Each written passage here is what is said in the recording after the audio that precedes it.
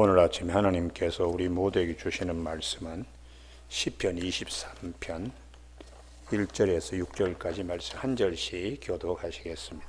여호와는 나의 목자시니 내게 부족함이 없으리로다.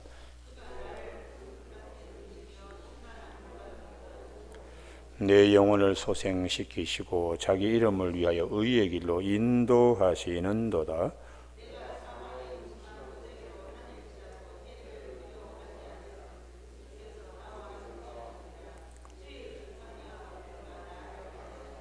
주께서 내 원수의 목전에서 내게 상을 차려주시고 기름을 내 머리에 부으셨으니 내 잔이 넘치나이다. 같이 읽습니다. 내 평생의 선하심과 인자하심이 반드시 나를 따르리니 내가 여호와의 집에 영원히 살리로다. 아멘. 1절 말씀에 여호와는 나의 목자시니 내게 부족함이 없으리로다 하는 말씀 중심에서 우리의 선한 목자 하나님이라는 제목으로 말씀을 나누겠습니다. 세상에 많은 시들이 있습니다. 그 시는 시심이 바탕이 되어야 시가 표출됩니다. 수많은 시가 있는데 그 시 중에 시는 시편입니다. 시편 중에 시편은 시편 23편입니다. 왜 시편 23편이 시편 중에 시편이요? 이 세상의 수많은 시와는 비견할 수 없을 정도로 탁월한 시편의 말씀인가? 이 말씀이 우리 영혼을 편안하게 해주기 때문이요. 이 땅에서부터 이 땅에만 국한된 것이 아니고 하나님 앞에 갈 때까지와 하나님 앞에서의 모든 하나님이 주시는 평안을 말씀하기 때문에 시편 중에 시편입니다. 그래서 그 메가드 그 장군이 전쟁을 치를 때 항상 이 시편을 23편을 즐겨 암송을 하고 힘들고 어려울 때 판단이 흐려질 때 이 시편을 암송하고 나면 자신감이 생기는 작전하는 일에 아주 그래서 이 시편 23편은 늘 가까이 하고 암송하고 묵상하고 다시 우리가 읊조림으로 하나님이 우리에게 다시 새로운 기운을 우리에게 주시는 귀한 말씀입니다. 그러면 오늘 이 다윗이 이렇게 하나님 나의 하나님은 이런 분이라 할 때 목자와 양과의 관계로 다윗이 신앙 고백하고 있는데요. 선한 목자는 어떤 분이신가?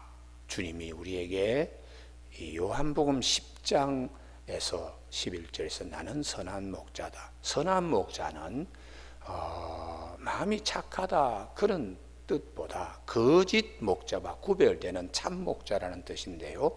이 참 목자는 두 가지를 양에게 보장하고 있습니다. 그 첫 번째가 꼴을 풍성히 먹인다는 것이에요. 아니 이 광야에서 무슨 식탁이 생길 수 있을까? 이렇게 생각하기 쉬운데 그렇지 않다. 우리에게 참 목자는 이 광야에서도 식탁을 베푸시는 풍성한 꼴을 우리에게 주시는 분이시다. 이렇게 이제 고백하는데 그 고백이 출애굽 사건과 바로 연관됩니다. 이스라엘 백성들이 홍해바다를 건넜는데도 우리가 이 광야에서 무엇을 먹을까? 이 걱정들이 많이 있었습니다. 그때에 하나님께서 친히 같이 있는 이스라엘 민족 무리 가운데에 영광으로 나타나셨어요. 그래서 만나도 주시고 메추라기 때도 주셨습니다. 근데 원수들은 이 광야에서 어디서 생기느냐? 이제 이렇게 얘기를 하지요. 그래서 우리의 마음속에도 원수가 뿌린 이제 생각은 아니 이렇게 눈앞이 캄캄한데 어떤 그런 기적이 생길 수 있나? 그때의 성경 말씀이 여호와는 너의 선한 목자다. 광야에서도 이스라엘을 먹인 같이 예수님께서 광야에서 오병이어의 기적을 행한 것 같이 주님이 너를 책임지신다 하는 음성이 들려지므로 마음의 불안, 걱정, 염려가 편안하게 되는 거예요. 실제로 주님께서는 아니 이 광야에서 어떻게 식탁이 생길 수가 있나, 풍성한 꼴이 생길 수가 있나. 그러니 이제 제자들 빌립은 200데나리온이라도 부족합니다. 안드레는 이 보리떡 5개 물고기 2마리 가지고 이 많은 사람의 어디에 입에다가 풀칠하겠습니까? 이제 그랬을 때 주님께서 이리 가져오너라 하고는 축사하시고 50명씩 혹은 100명씩 때를 지어 앉히게 하신 후에 주께서 제자들에게 나누어 주시니 5,000명이 배부르게 먹고 남은 조각을 거두니까 12광주리에 찼더라. 그래서 주님이 이렇게 말씀하십니다. 나는 생명의 떡이다. 나는 생명의 떡이다. 내게로 오는 자는 줄이지 아니하고 풍성히 먹는다. 또 목마르지도 않고 넉넉하게 먹는다. 당신이 선한 목자라는, 선한 목자, 참 목자라는 것이죠. 그래서 우리에게는 우리 영혼을 인도하시는 참 목자가 계십니다. 두 번째에 이 선한 목자, 착한 목자라는 뜻이 아니라고 제가 자꾸 강조를 하는데요, 참 목자라는 뜻입니다. 참 목자는 두 번째에 양을 원수로부터 지키시는, 풍성히 먹이고 두 번째에 원수로부터 우리를 지키시는 그런 이제 축복이 있습니다. 그러니까 배부르게 먹고도 사자가 옆에 나타났는데 이 이제 거짓 목자는 도망을 가잖아요. 도망을 가버리면은 싹군 목자인데 나는 내 목숨을 차라리 양들을 위해서 버리더라도 양은 지킨다. 그래서 선한 목자, 참 목자는 양을 지키는 일에 자기 목숨도 내어주는 거예요. 그래서 오늘 아침에 우리가 이 다윗의 고백은, 그래서 우리 마음이 편안한 거예요. 원수들이 얼마나 많습니까? 다윗은 전쟁 가운데 있는 군인이었습니다. 그럼에도 불구하고 늘 하나님께서 나는 우리의 목자는 하나님이시다. 나의 목자 하나님이시다. 이런 이제 고백으로 다윗이 승리했는데, 이 신앙의 그 밑바탕이 어디서 나오는가 하면은 광야를 거치게 하시는 이스라엘의 선한 목자 되신 하나님, 그 믿음이 있었기 때문에 우리 이스라엘 민족을 하나님께서는 광야에서도 우리를 지켜주시고 인도하시고 반드시 가나안 땅에 심으신 하나님은 늘 우리와 함께 하셔서 나의 경우에도 이 어려운 사울의 핍박 가운데 이 광야 저 광야 쫓겨다녀도 하나님은 여전히 나에게 목자가 되신다는 믿음으로 언젠가 그곳에 내가 영원히 머물 것이다. 이제 그렇게 고백하고 있는데요. 제일 마지막에 평생 일생의 선하심, 인자하심, 하나님의 선하심이죠. 하나님의 인자하심, 헤세드, 언약적 사랑이 반드시 나를 따르니 늘 나와 함께 동행함으로 임마누엘입니다.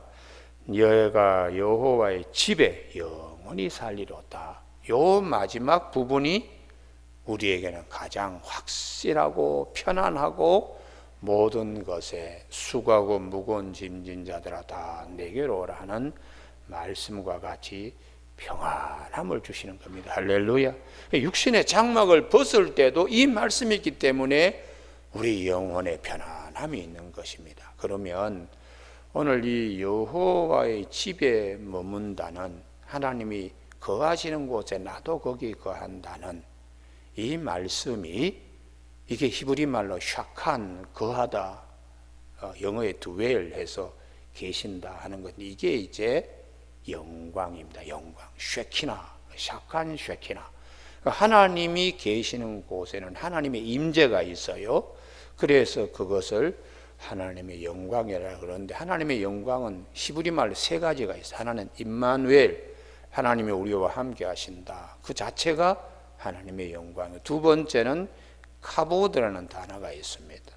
하나님은 아주 무거운 분이시다. 우리와 다르게 아주 무거운 중압감을 가지고 임재하신다. 그래서 주로 이제 출애굽기에서는 이 카보드를 많이 씁니다. 하나님의 영광이 드러났다. 하나님의 영광이 나타났다.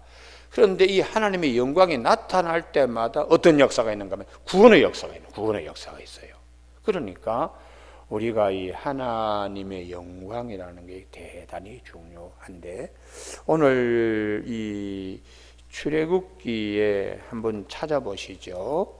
하나님의 영광이 어떻게 드러나는가 하는 것인데요. 그 하나님의 영광은 시내산에서 제일 먼저 드러납니다. 시내산에 한번 찾아보시죠. 출애굽기 24장, 자기 성경 같으면 이거 메모를 해놓기 바랍니다. 출애굽기 24장 15절 16절, 이게 하나님이 임재하시는 곳이 성소입니다. 성소. 출애굽기 24장 15절, 모세가 산에 오르며 구름이 산을 가리며 시내산인데요, 여호와의 영광이 시내산 위에 머무르고, 이게 이제 하나님의 임재하심으로 이게 이제 성소가 되는 거예요. 구름이 엿새 동안 산을 가리더니 일곱째 날에 여호와께서 구름 가운데 모세를 부르시니라. 산 위에 여호와의 영광이 이스라엘 자손의 눈에 맹렬한 불같이 보였고, 하나님이 저기에 임재하셨구나. 이걸 이제 백성들이 마음에 그냥 큰 은혜로 받아들이는, 그 눈앞에 그런 일이 펼쳐지는 거죠. 이게 이제 하나님의 영광이라.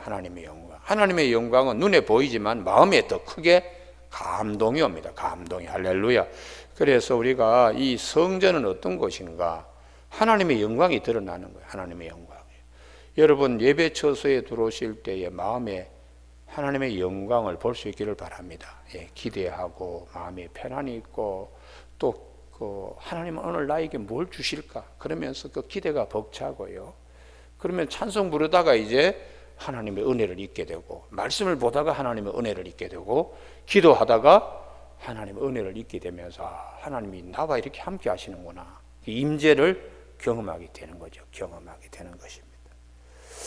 두 번째에 이렇게 하나님께서 시내산에 머무시는 하나님이 이스라엘 백성들과 늘 함께 하겠다고 회막에 하나님이 임재하시고 늘 함께 양에게 목자가 늘 따라다니듯이, 출애굽기 29장 42절 43절입니다.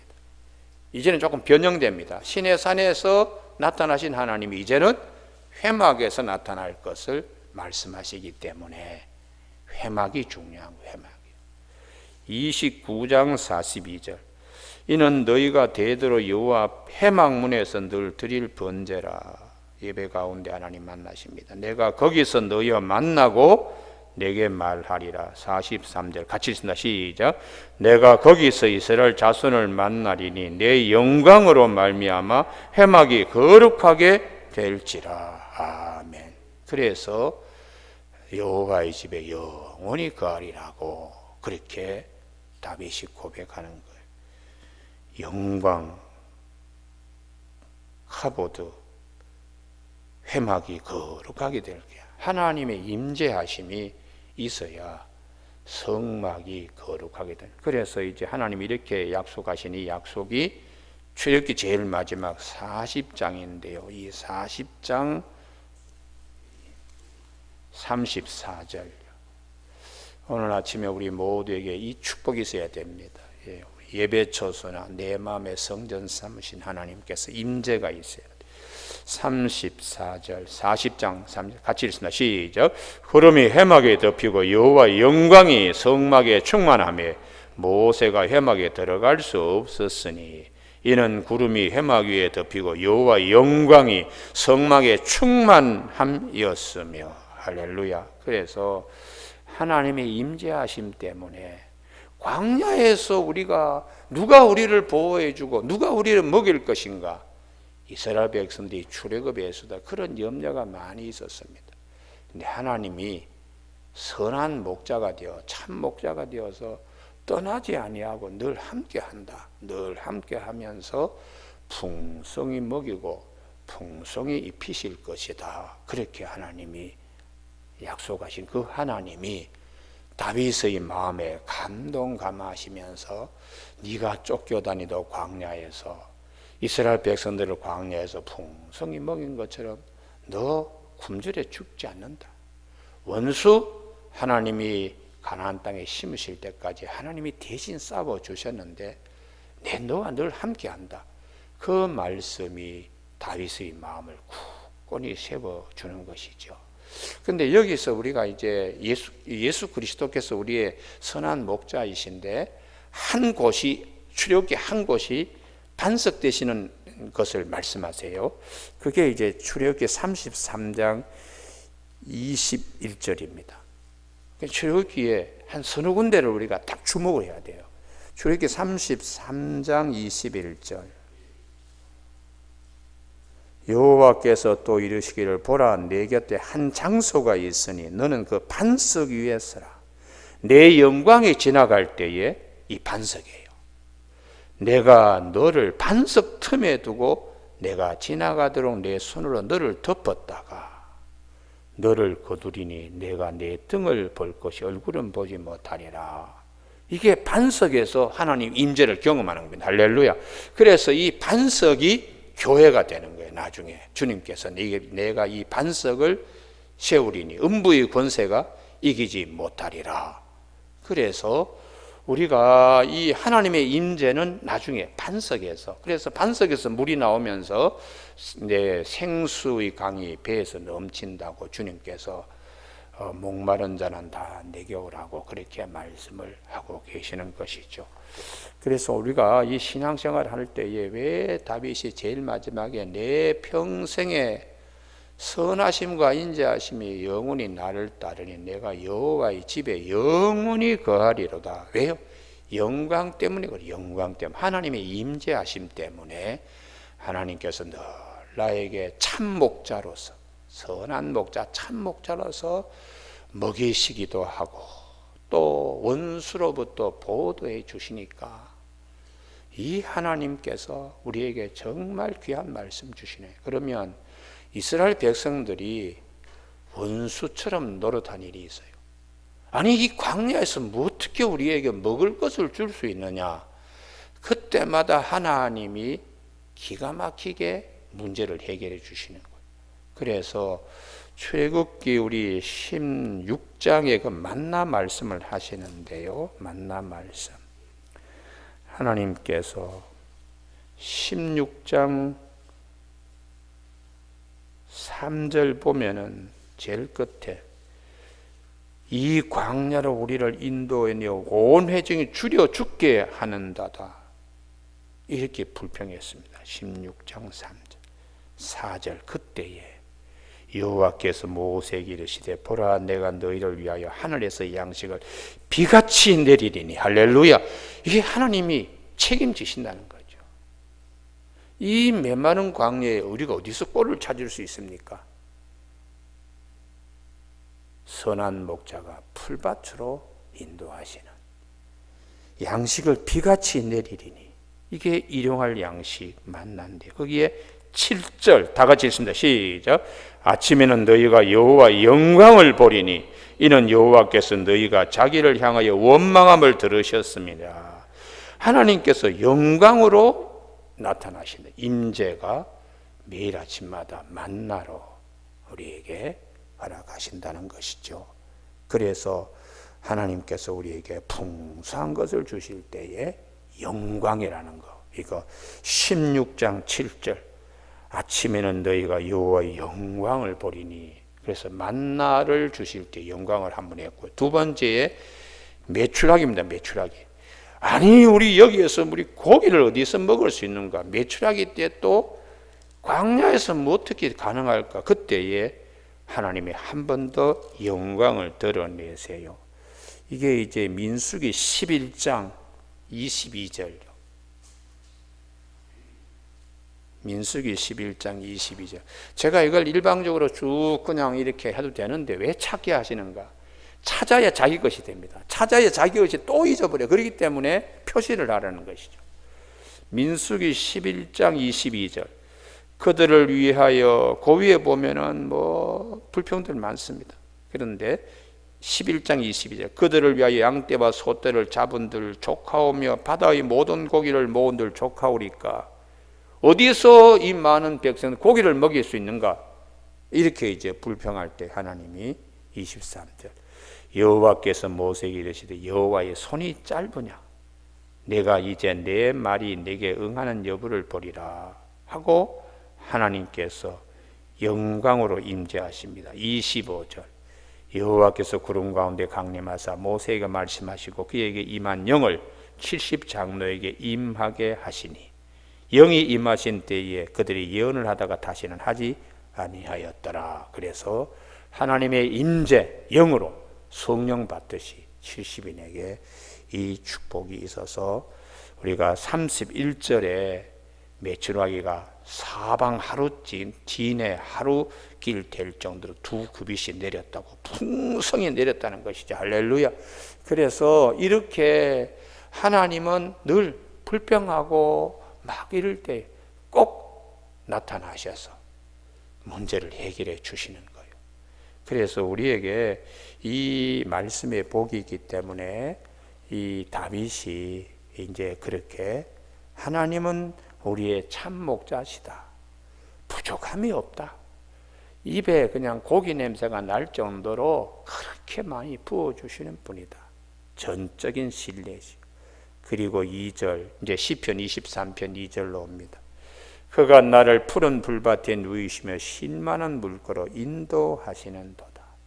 불평 많고 걱정 많은 이스라엘 백성들을 적과 꿀이 흐르는 가나안 땅으로 하나님은 심으신 하나님이세요. 그렇기 때문에 그 하나님을 생각하면 낙심하고 절망하던 영혼이 다시 힘을 얻습니다. 내 영혼을 소생시키시고 자기 이름을 위하여 여호와는 참 우리의 선한 목자라는 당신의 이름, 당신의 명예 때문에 우리를 의의 길로, 바른 길로 인도하시는, 반드시 그곳에 심으시는 하나님이시라는 거예요.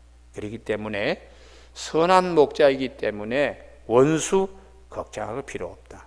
사망이 찾아오는 그 곳에서도 해 두려워하지 않을 것은 주께서 나와 함께 하심이라. 할렐루야. 이게 우리가 임마누엘이고 카보드 쉐키나, 하나님이 함께 하시는데, 할렐루야. 그게 이제 여호와의 영광이 내게 임한 거예요.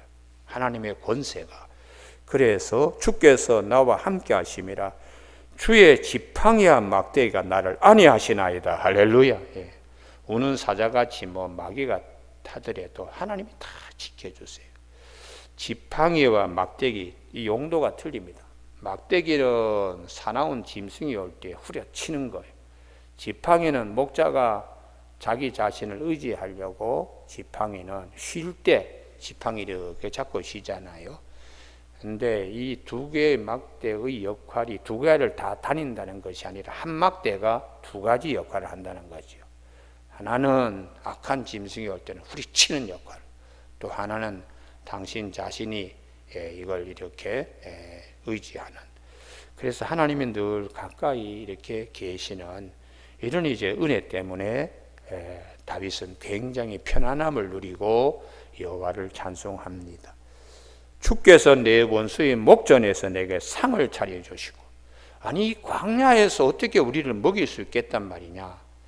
양떼, 소떼를 잡아도, 바다에 가서 물고기떼를 잡아봐도 어떻게 먹일 수 있다는 것이냐 라고 말한 사람들에게 하나님이 진의 하락길 되도록 메추라기를 보내주셔서 입에서 고기 냄새가 그냥 날 정도로 기부로 닿았다와 라는 말씀이 있잖아요.